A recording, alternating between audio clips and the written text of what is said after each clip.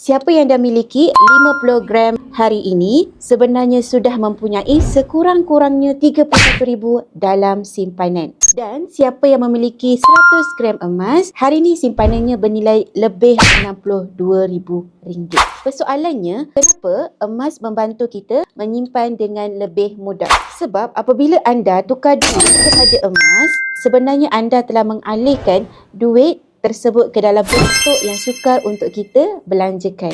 Tetapi berbeza dengan duit dalam akaun bank. Nombor yang besar yang kita nampak dalam akaun bank memberi rasa kita berduit. Dan perasaan itulah yang sebenarnya yang membuatkan kita untuk susah menyimpan. Dengan simpanan emas, duit tu tak mudah terusik, lebih terjaga dan kita akan lebih berdisiplin untuk menabung. Jadi simpanan emas dekat public gold ni sangatlah mudah. Gunakan sekurang-kurangnya 10% daripada pendapatan sebagai simpanan. Jadi bagi anda bersedia untuk memiliki sekurang-kurangnya 50 gram ataupun 100 gram emas, boleh terus klik link di bio atau rujuk video di profil saya.